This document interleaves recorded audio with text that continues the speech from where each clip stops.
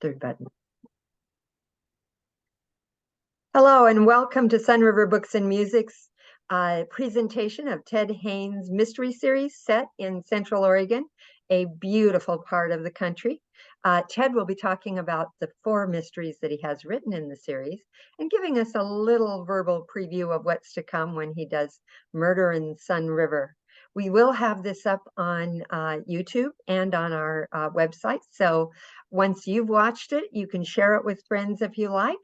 And now I'm going to turn it over to Ted Haines, author of a Central Oregon mystery series. Ted lives in the Sunriver area most of the year, but right now he's gone south.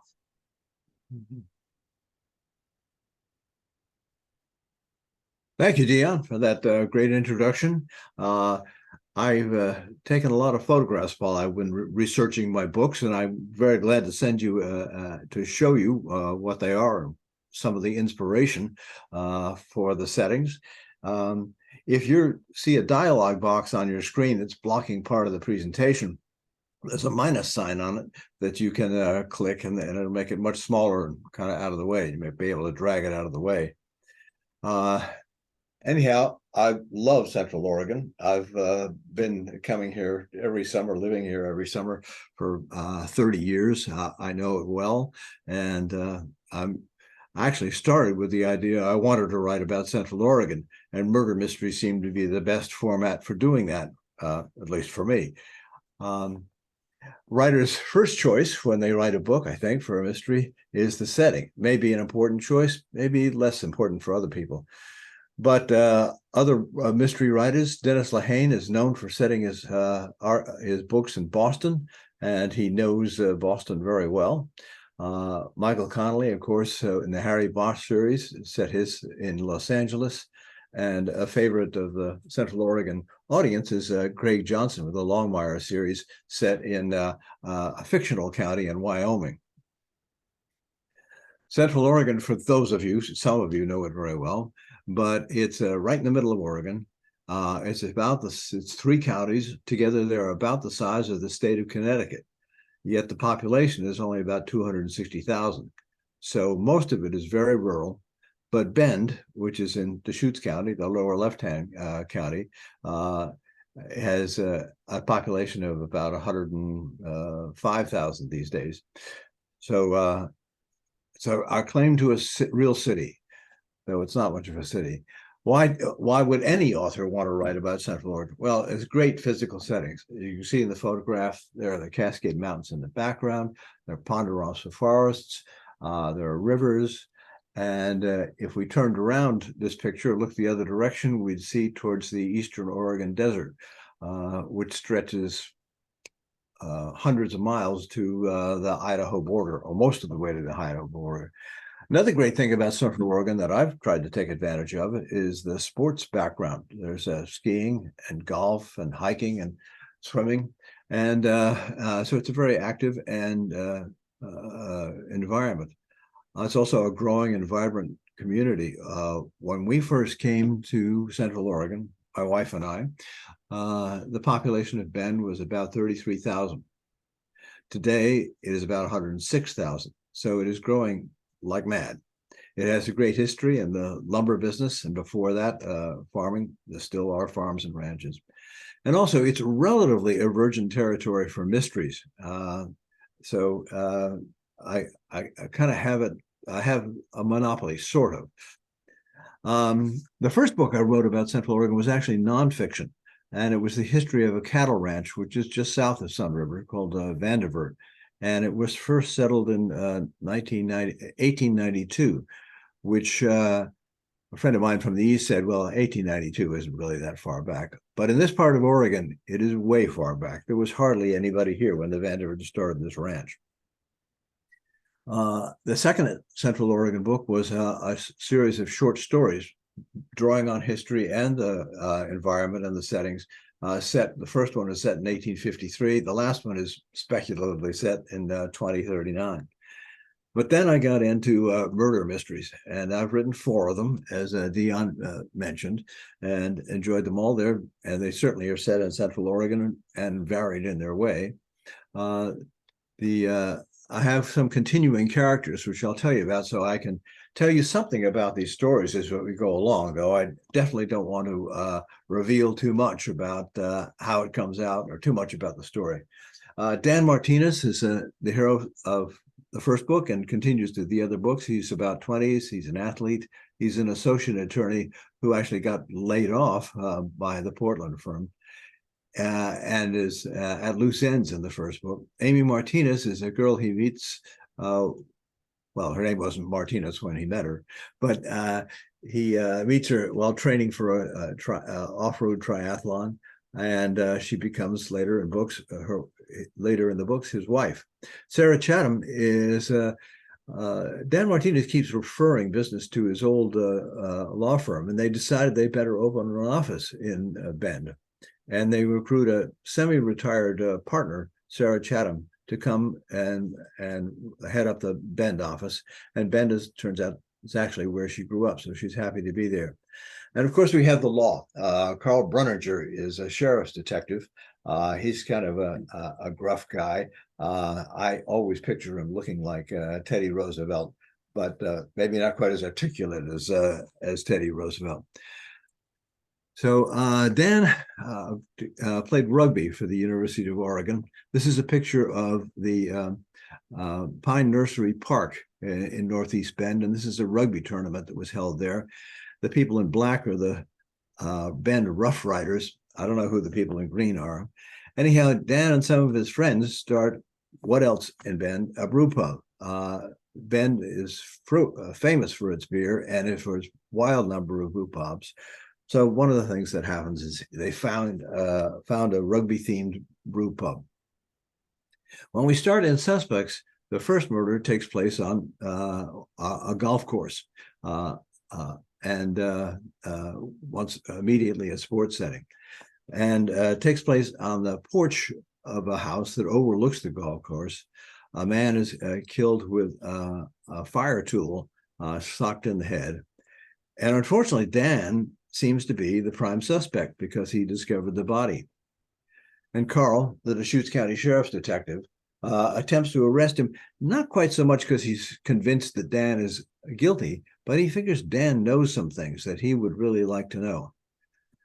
But before they actually get to the booking, the judge that issued the warrant for Dan decides it wasn't a good idea, lets him off the hook.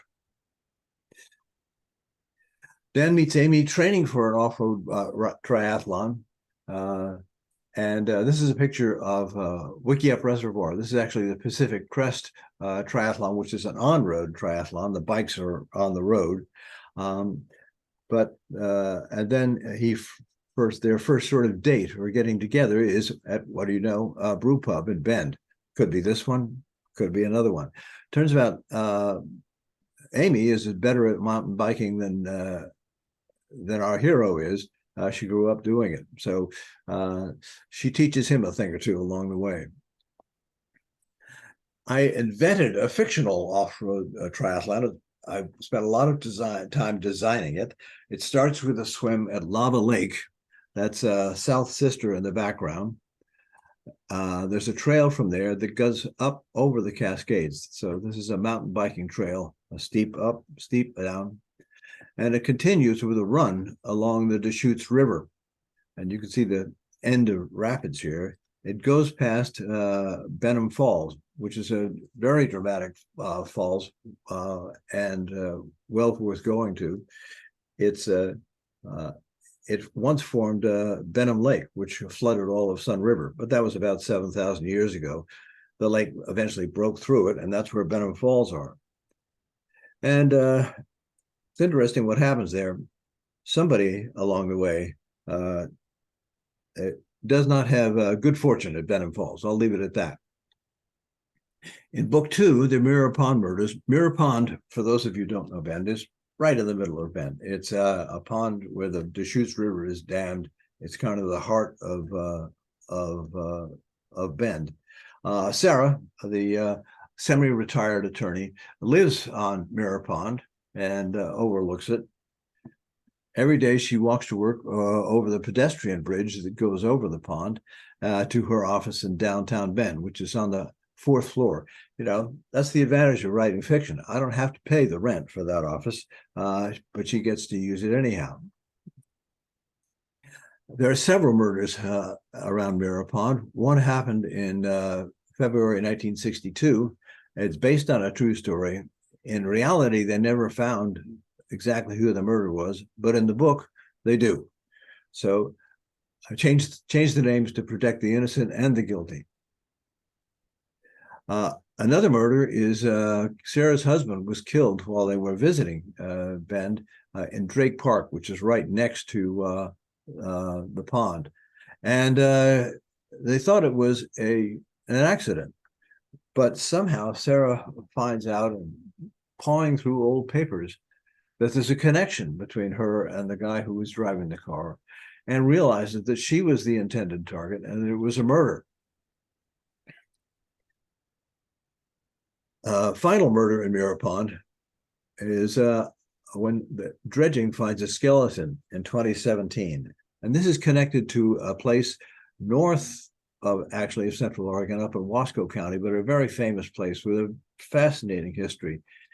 This place was called Rajneeshpuram, and it was founded by a guru from India whose philosophy was to combine the spiritualism of the East with the materialism of the West. And he's famous for owning almost 100 Rolls Royces.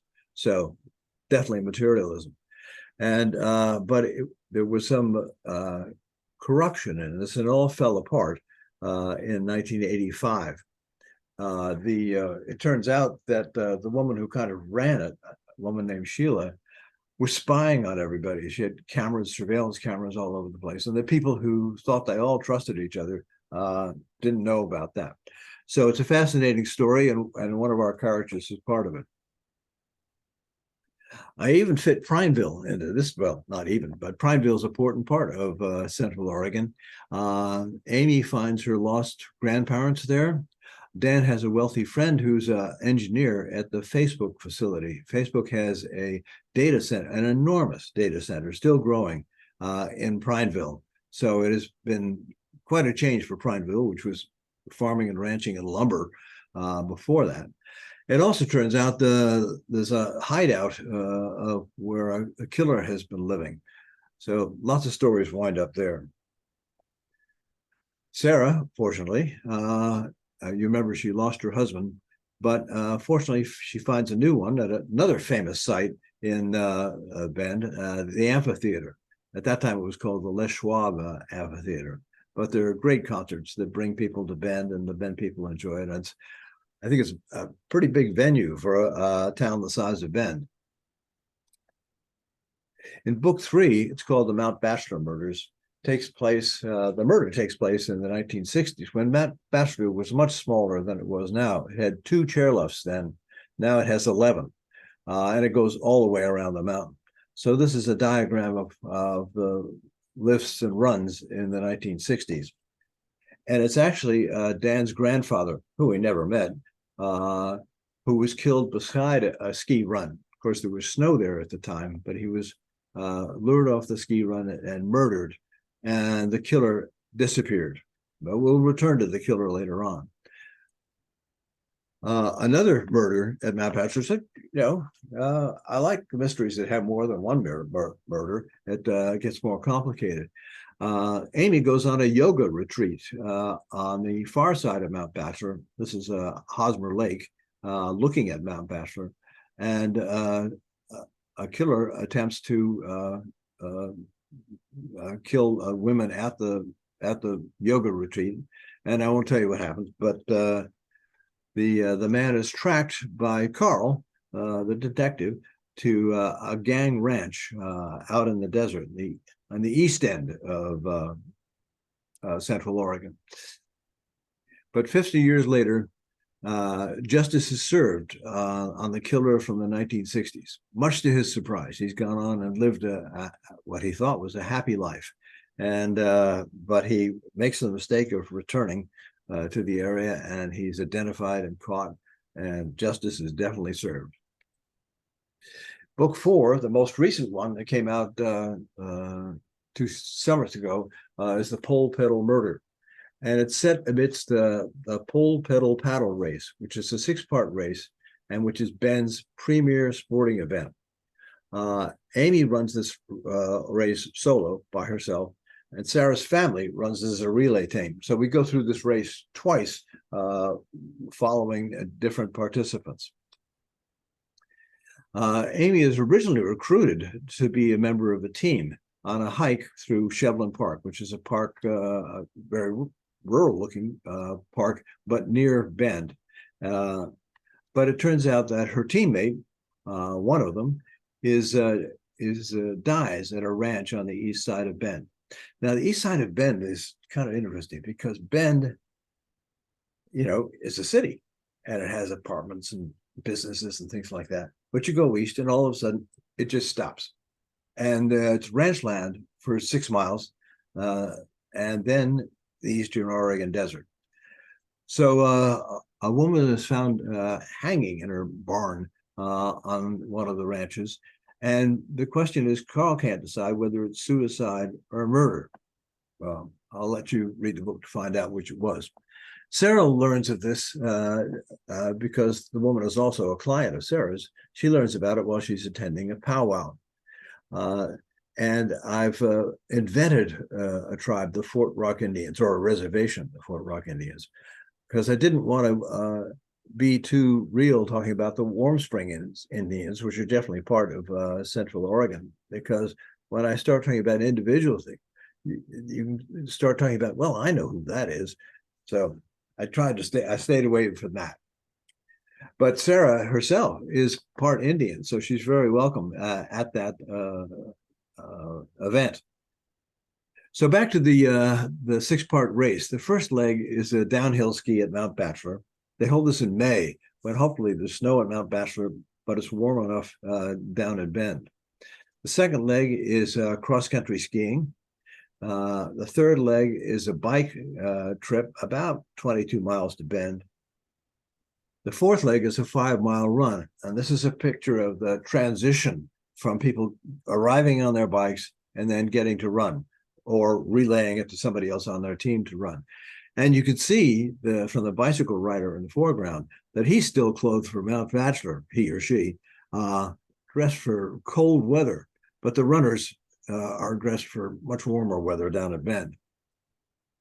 The fifth leg is a kayak race on the Deschutes, which is lots of fun. It's a round trip race. They get in the kayak, they paddle downstream, then they paddle upstream. Some do it in canoes. I don't think there's a 2-man kayak in the picture. I don't see any canoes, but some are canoes. And then the 6th leg is a 1-mile sprint, which winds up in the Old Mill District, or right across from it, which is a new and pretty exciting shopping center in Bend. A great new development. Well, not new anymore, but relatively new to Bend. In the bike leg, getting back to murders, a car almost hits Amy, and it's coming out of a sand station, Oregon Department of Transportation sand station, which turns out to be enormous. I was surprised when I went in there and took a picture. Also, some of my friends read the book and said, I never knew it was a sand station there. And as I say, it's enormous, but that's where a murder takes place. The killers swapped the car they've stolen at Kapka Butte Snow Park, which is up near Mount Bachelor, and take their own car, but they make a mistake. And they stop for cigarettes along the way. This is down near Sun River, and they're caught on a surveillance camera, which is only part of the way they're caught. But eventually, they get in jail for due to Carl's careful detective work. Book 5 that Dion mentioned will come out in June. It's called The Sun River Murder. I'm pretty excited about it. I think Dion is too. So since I'm finally writing about Sun River, and you can see it. This picture shows a golf tee in the foreground, which is typical of Sun River. They have 2 golf courses. In the background, those houses, I don't know whether you could see, but they have hangars in front of them for airplanes. because they have a pathway to the Sun River Airport. So airplanes are involved in this. And in the background is something that everybody in Sun River fears, which is a forest fire. And that plays a dramatic role in the book as well. But the book begins with Dan's father, and he taught art, and he is an artist, and he comes upon a crime scene, and he paints a watercolor of it. The victim's car is on the left, the victim is on the right under a tarp, and the man sitting in the middle is Carl Brunninger, the detective. One of the things that happened in this book is there's someone on their way to do a mass shooting, and they are stopped and prevented from doing it, of all places, right in front of Sun River Books and Music. Hero emerges from the store and prevents it. So I think I'm having a good time writing it. I hope people have a good time reading it. Possible future books and settings, I will read them all. Murder on the Metolius, the Blackview murders, the Facebook murders set in Prineville, the Pacific Crest murders, and the Crooked River murders. So hopefully I can hang on and write some more of these. It's been fun. Anyhow, that's my presentation on setting mysteries in Central Oregon. And I hope you've enjoyed it as much as I enjoyed putting it together. I'm going to get back into Zoom here if I can, and see if there's some Q&A that I can answer for people.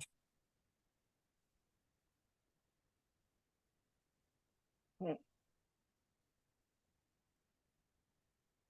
So I'll jump back in and say, if you would like to ask a question, now is a good time. We do have Q&A there, so you can quiz Ted about the books. They're fun because, as you've just seen in the presentation, they go all over Central Oregon. And in addition to the characters that Ted talked about, he's got some other interesting characters. His parents are not without, Dan's parents are not without interest. Right. He has a visitor in one of the books coming from Norway. So a lot of interesting things happen in these settings. And let's see, no, I don't have any questions. So anyone have any questions out there for Ted, pop them on the Q&A for us and we'll answer. And if not, we will be saying goodnight to you very shortly here. We will have this up on YouTube and on Sun River Books and Music's website, probably, I'm hoping, fingers crossed, within about a week or so, and you will be able to. So I've got Brad raising a hand, but I don't have a question from him. Well, I think I'm not quite sure how this works, but I hope he'd like to be on the screen and would like to ask the question in person, perhaps. I don't know whether we can do that. Well, no, he just types it. You just type it into the question and answer. Okay. So Brad, if you have a question, just go ahead and type it into the question and answer, and we can sure answer it. Either Ted or I'll make up an answer. Okay, I don't see anything there, so maybe Brad just wanted to wave hi. Well, hi Brad. Thank you for thank you for attending. I'm glad you did. So it doesn't look like we have any questions, and I will just say that you can see all of Ted's books at Sun River Books. We have been shipping them out to people that are giving them as Christmas gifts too. And we will have this up on YouTube. Oh, here we go. Now we've got the questions are over here. There's Brad and Paula. Can you see them okay, Ted? Yes. I have one from Paul Liz Haberman. That's a little ahead of Brad, so I'll answer that. I write about, my commitment is to write at least 1 hour every day, and often that gets to 2 or 3 hours a day. And I usually do that early in the morning where other things aren't going on as much, and where I hopefully get a little more creative, a little free about it. So it does require a commitment to find the time. So Brad Myrick asked a leading question: what brought me to Central Oregon? Well, it was Brad Myrick. We we knew him in the Bay Area, and he became the head pro at Crosswater, and he invited us up to see him. And we said, Brad, wow, this is wonderful. And he said, well, you ought to come more often. So we bought a lot, and a little later on, we built a house, and we've been there ever since, and we love it. So we're very indebted to Brad. And Brad, I know Brad. How long did it take you to create the first paragraph? Well, sometimes the first paragraph is the toughest. It's not quite so much create as recreate, because that's the paragraph I write over and over and over again. So, well, one answer is months. Another answer is probably 5 hours, given all the rewrites. Okay, so that looks like that's it for question and answers.